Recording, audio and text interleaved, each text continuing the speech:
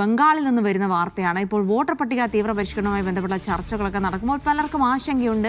എന്ത് സംഭവിക്കും, നമ്മുടെ വോട്ടില്ലാതാകുമോ, അതുവഴി പൗരത്വ നിയമം നടപ്പാക്കാനാണോ ശ്രമിക്കുന്നത് തുടങ്ങിയ ധാരാളം ആശങ്കകളൊക്കെ ഉണ്ട്. അപ്പോൾ ഇതൊക്കെ അങ്ങനെ നിലനിൽക്കെ അവിടെ നിന്ന് വരുന്ന വാർത്ത വോട്ടർ പട്ടിക തീവ്ര പരിഷ്കരണം ഭയന്ന് ബംഗാളിൽ വീണ്ടും ആത്മഹത്യ എന്നാണ് ആരോപണം വരുന്നത്. നവഗ്രാം ഗ്രാമത്തിലെ കുടിയേറ്റ തൊഴിലാളി ബിമൽ സാന്ദ്ര ആത്മഹത്യ ചെയ്തെന്ന് തൃണമൂൽ കോൺഗ്രസ് നേതൃത്വം പറയുന്നു. 4 പേരാണ് SIR-നെ തുടർന്നുള്ള നടപടികളെ തുടർന്ന് ജീവൻ ഒടുക്കിയത്. കേന്ദ്ര സർക്കാരും BJPയും SIR-ൽ നിന്നും പിന്മാറണമെന്നും TMC ആവശ്യപ്പെടുന്നു. PR അരവിന്ദ് അതിന്റെ വിശദാംശങ്ങൾ നൽകും. ഡൽഹിയിൽ നിന്ന് അരവിന്ദ്, ഇതുവരെ വലിയ ഭയവും ആശങ്കയും ഒക്കെയാണ് SIR സമ്മാനിച്ചിരുന്നെങ്കിൽ ഇപ്പോൾ ആളുകളുടെ ജീവനെടുക്കുന്ന രീതിയിലേക്ക് SIR മാറുന്നു എന്നുള്ളതാണ്. അപ്പോൾ ഈ ആത്മഹത്യയൊക്കെ SIR-ലുള്ള ഭയം മൂലമാണ് എന്നിപ്പോ പൂർണ്ണമായും വ്യക്തമായിട്ടുണ്ടോ? അതെങ്ങനെയാണ് ഇപ്പോൾ അങ്ങനെ ഒരു ആരോപണം ഉയരുന്നത്?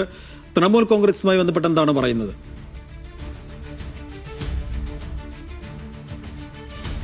സൈഫുദ്ദീൻ, രാജ്യവ്യാപക SIR-ന്റെ നടപടികൾ തെരഞ്ഞെടുപ്പ് കമ്മീഷൻ ആരംഭിച്ചതിന് പിന്നാലെ ബംഗാളിൽ 4 പേർ ആത്മഹത്യ ചെയ്തു എന്ന ആരോപണമാണ് തൃണമൂൽ കോൺഗ്രസിന്റെ ഭാഗത്തുനിന്നുണ്ടാകുന്നത്. ചില തെളിവുകളും അതുപോലെ തന്നെ പേര് വിവരങ്ങൾ അടക്കം പുറത്തുവിട്ടുകൊണ്ട് തന്നെ ആ തൃണമൂൽ കോൺഗ്രസ് ഇപ്പോൾ ആരോപണം ഉന്നയിക്കുന്നത്. പ്രധാനമായും 57 വയസ്സുകാരനായ പ്രദീപ് കാർ, 63-കാരനായ ജിത്പൂർ, അതുപോലെ തന്നെ 95 വയസ്സായ കിതേജ്, അതുപോലെ തന്നെ ഏറ്റവും അവസാനമായി ഇപ്പോൾ മരിച്ചിരിക്കുന്ന ബിമൽ സാന്ദ്ര എന്ന കുടിയേറ്റ തൊഴിലാളി എന്നതാണ് തൃണമൂൽ കോൺഗ്രസ് ആരോപിക്കുന്നത്. വോട്ടർ പട്ടികയിൽ നിന്ന് പേര് നിഷേധിക്കപ്പെടുമോ എന്ന ഭയത്തിലാണ് ബിമൽ സാന്ദ്ര ആത്മഹത്യ ചെയ്തതെന്ന് തൃണമൂൽ കോൺഗ്രസ് ആരോപിക്കുന്നു. അതുപോലെ തന്നെ മറ്റ് 3 പേർ ആത്മഹത്യ ചെയ്ത മറ്റു പേർ NRCയും ഭയന്നിരുന്നു. അതുപോലെ തന്നെ SIR-ൽ വലിയ രീതിയിലുള്ള അവർക്ക് മേൽ വലിയ അതിക്രമങ്ങൾ അല്ലെങ്കിൽ അവർക്ക് നേരെ വലിയ ഉപദ്രവങ്ങൾ ഉണ്ടാകുമോ എന്ന് ഭയന്നതാണ് അവരുടെ ആത്മഹത്യ കാരണമെന്ന് തൃണമൂൽ കോൺഗ്രസ് ആരോപിക്കുകയാണ്. SIR നടപടികളിൽ നിന്ന് കേന്ദ്രവും കേന്ദ്ര തെരഞ്ഞെടുപ്പ് കമ്മീഷനും പിന്നോട്ട് പോകണമെന്ന ആവശ്യം തന്നെ തൃണമൂൽ കോൺഗ്രസ് ഇപ്പോൾ ഉന്നയിക്കുന്നുണ്ട്.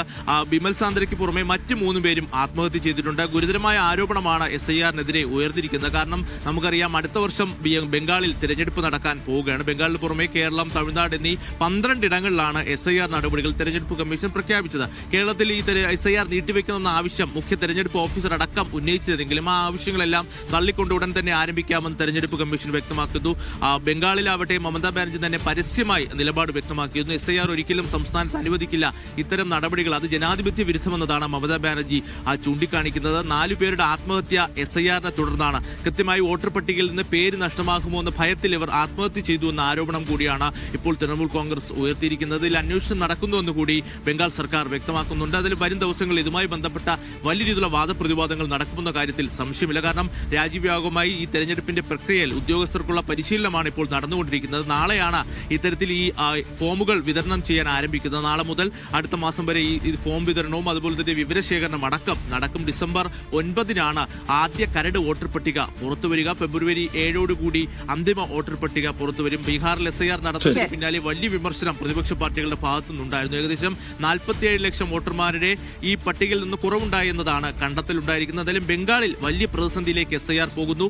4 പേർക്ക് ജീവൻ നഷ്ടമാകുന്ന സാഹചര്യം ഉണ്ടായെന്ന് തന്നെ. ശരി അരവിന്ദ്, എന്തായാലും 4 പേർക്ക് ജീവൻ നഷ്ടമാകുന്ന ഒരു സാഹചര്യം എന്ന് പറയുമ്പോൾ വളരെ ഗൗരവതരമാണ്.